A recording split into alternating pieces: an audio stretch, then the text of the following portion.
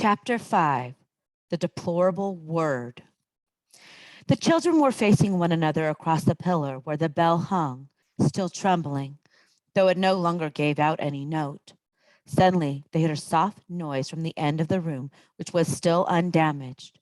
They turned as quick as lightning to see what it was. One of the robed figures, the furthest off one of all, the woman who Degree thought was so beautiful, was rising from its chair. When she stood up, they realized that she was even taller than they had thought. And you could see at once, not only from her crown and robes, but from the flash of her eyes and the curve of her lips, that she was a great queen. She looked round the room and saw the damage and saw the children, but you could not guess from her face that she thought of either or whether she was surprised. She came forward with long, swift strides. Who has awakened me? Who has broken the spell? She asked. I think it must have been me, said Diggory. You? Said the queen, laying her hand on his shoulder, a white, beautiful hand, but Diggory could feel that it was strong and still pincers. You? But you are only a child, a common child. Anyone can see at a glance that you have no drop of royal or noble blood in your veins. How did such as you dare to enter this house? We've come from another world by magic, said Polly, who thought it was high time the queen took some notice of her as well as Diggory. Is this true? Said the queen, still looking at Diggory and not giving Polly even a glance. Yes, it is, said he. The queen put her other hand under his chin and forced it up so that she could see his face better. Diggory tried to stare back, but he soon had to let his eyes drop. There was something about hers that overpowered him. After she had studied him for well over a minute, she let go of his chin and said, You are no magician. The mark of it's not on you. You must be the only servant of a magician. It is on another's magic that you have traveled here. It was my Uncle Andrew, said Diggory. And at that moment, not in the room itself, but from somewhere very close, there came first a rumbling, then a creaking, and then a roar of falling masonry, and the floor shook. There is great peril here, said the queen. The whole palace is breaking up. If we are not out of it in a few minutes, we shall be buried under the ruin. She spoke as calmly as if she had been merely mentioning the time of day. Come, she added, and held out a hand to each of the children. Polly, who was disliking the queen and feeling rather sulky, would not have let her hand be taken if she could have helped it. But though the queen spoke so calmly, her movements were as quick as a thought. Before Polly knew what was happening, her left hand had been caught in a hand so much larger and stronger than her own that she could not do anything about it. This is a terrible woman, thought Polly. She's strong enough to break my arm with one twist.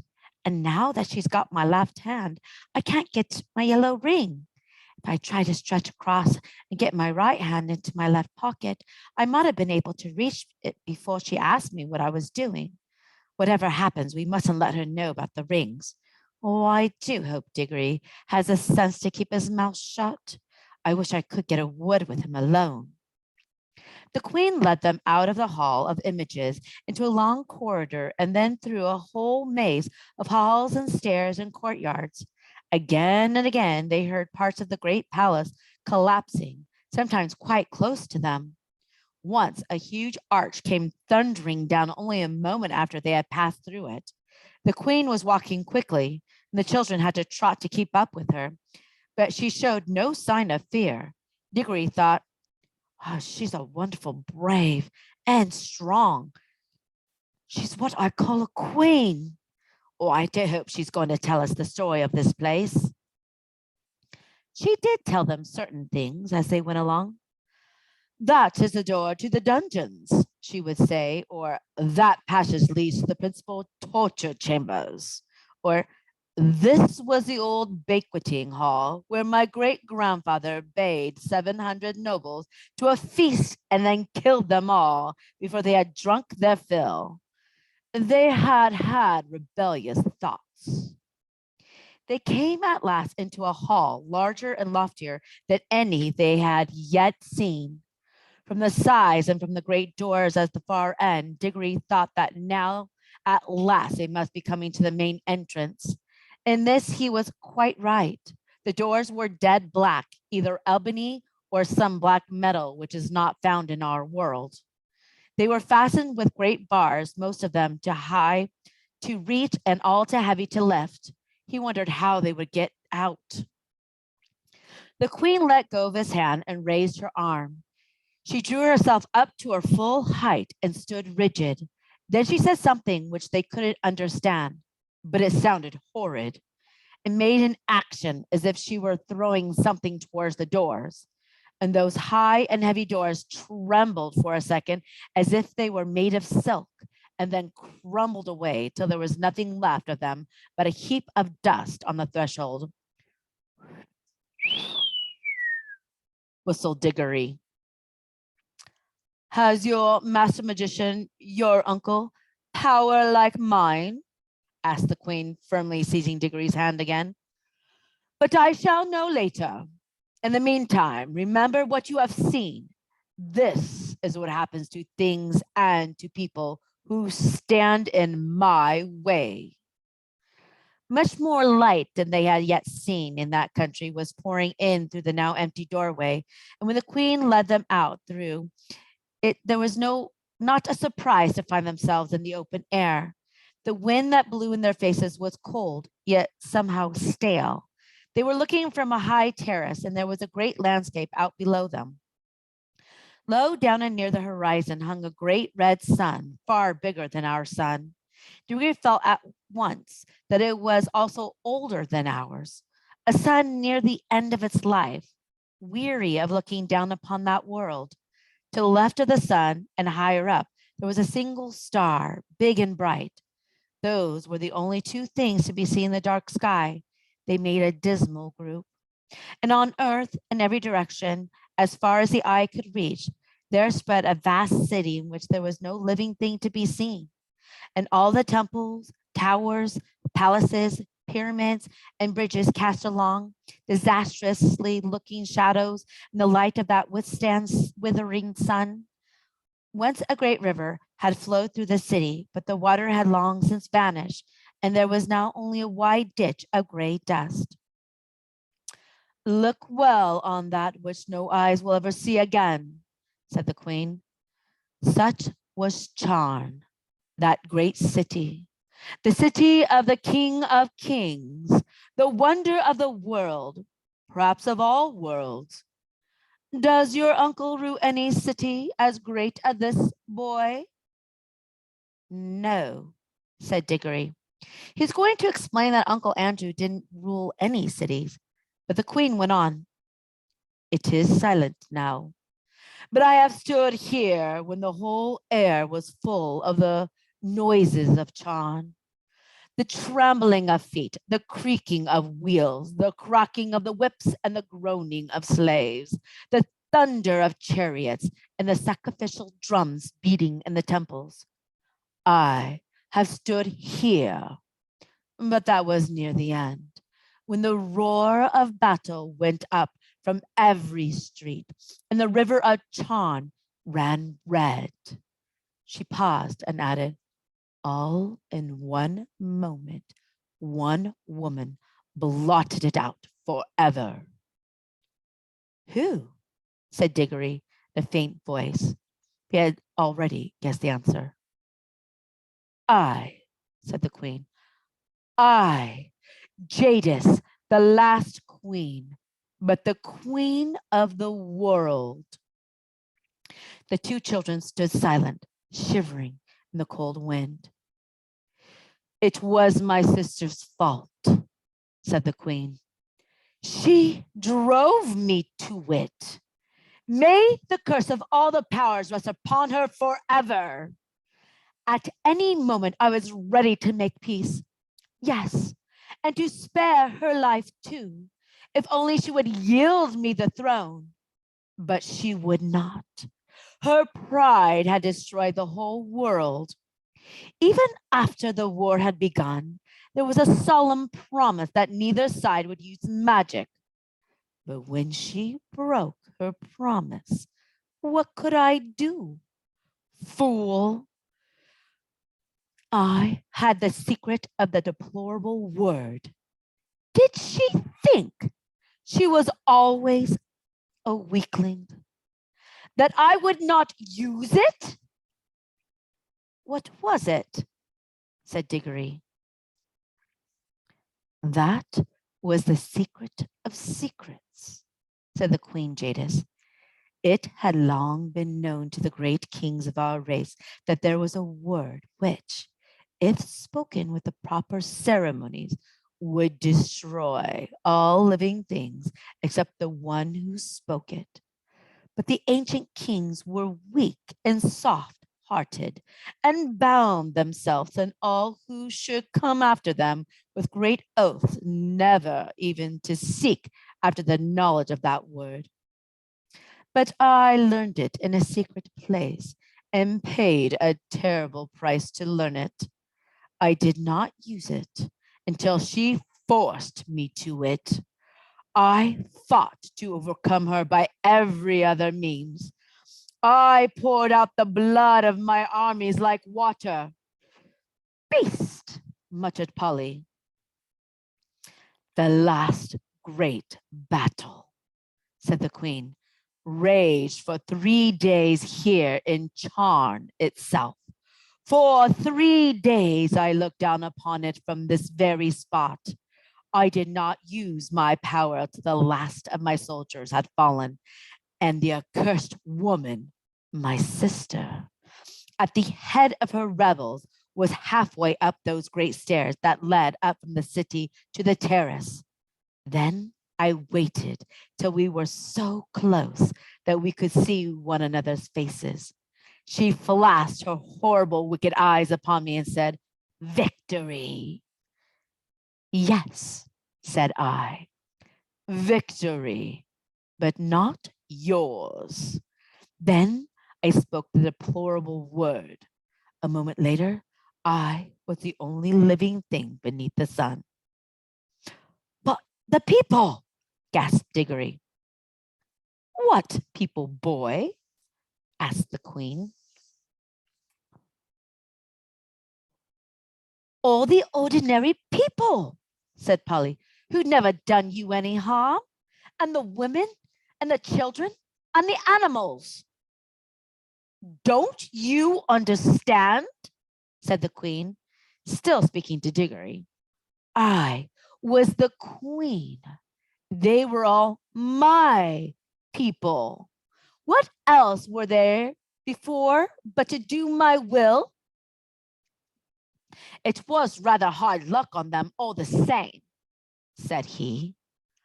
"Ah, I had forgotten that you are only a common boy. How should you understand reasons of state? You must learn, child, that what would be wrong for you or for any of the common people is not wrong, and a great queen, such as I, the weight of the world is on our shoulders. We must be freed from all rules. Ours is a high and lonely destiny." Diggory suddenly remembered that Uncle Andrew had used exactly the same words, but they sounded much grander when Queen Jadis said them. Perhaps because Uncle Andrew was not even 7 feet tall in dazzling beauty. "And what did you do then?" said Diggory. "I had already cast strong spells on the hall where the images of my ancestors sit, and the force of those spells was that I should sleep among them, like an image myself, and need neither food nor fire, though it were 1,000 years till one came and struck the bell and awoke me." What was the deplorable word that made the sun like that? Asked Diggory. Like what? Said Jadis. So big, so red, so cold. It has always been so, said Jadis, at least for the hundreds of thousands of years. Have you a different sort of sun in your world? Yes, it's smaller and yellower, and it gives a good deal more heat. The Queen gave a long draw. Aha! And Diggory saw on her face that same hungry and greedy look which he had lately seen on Uncle Andrew's. So, she said, yours is a younger world. She paused for a moment to look once more at the deserted city. And if she was sorry for all the evil she had done there, she certainly didn't show it, and then said, now, let us be going. It is cold here at the end of all ages. Going where? Asked both the children. Where? Repeated Jadis in surprise. To your world, of course. Polly and Diggory looked at each other aghast. Polly had disliked the Queen from the first, and even Diggory, now that he had heard the story, felt that he had seen quite as much of her as he wanted. Certainly, she was not at all the sort of person one would like to take home. And if they did like, they didn't know how they could.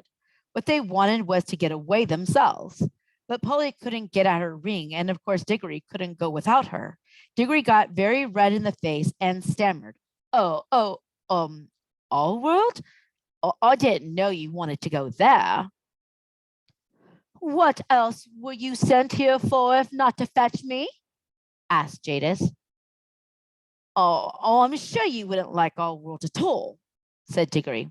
It's not her sort of place, is it, Polly? It's very dull, not worth seeing, really. It will soon be worth seeing when I rule it, answered the Queen. Oh, but you can't, said Diggory. It's not like that. They wouldn't let you, you know. The Queen gave a contemptuous smile. Many great kings, she said, thought they could not stand against the house of Chon, but they all fell, and their very names are forgotten. Foolish boy, do you think that I, with my beauty and my magic, will not have your whole world at my feet before a year has passed? Prepare your incantations and take me there at once. This is perfectly frightful, said Diggory to Polly. Perhaps you fear for this uncle of yours, said Jadis. But if he honors me duly, he shall keep his life and his throne. I'm not coming to fight against him. He must be a very great magician if he has found how to send you here. Is he king of your whole world or only a part? He isn't king of anywhere, said Diggory. You are lying, said the Queen. Does not magic always go with the royal blood? Who ever heard of common people being magicians? I can see the truth, whether you speak it or not. Your uncle is the great king and the great enchanter of your world. And by his art, he has seen the shadow of my face in some magic mirror or some enchanted pool. And for the love of my beauty, he has made a potent spell which shook your world to its foundations and sent you across the vast gulf between world and world to ask my favor and to bring me to him. Answer me, is this not how it was? Well, not exactly, said Diggory. Not exactly, shouted Polly. Why, it's absolute bosh from the beginning to end. Minions, cried the Queen, turning in rage upon Polly and seizing her hair at the very top of her head where it hurts most. But in so doing, she let go of both the children's hands. No, shouted Diggory. Quick, shouted Polly. They plunged their left hands into their pockets. They did not even need to put the rings on. The moment they touched them, the whole of that dreary world vanished from their eyes. They were rushing upward, and a warm green light was growing near overhead.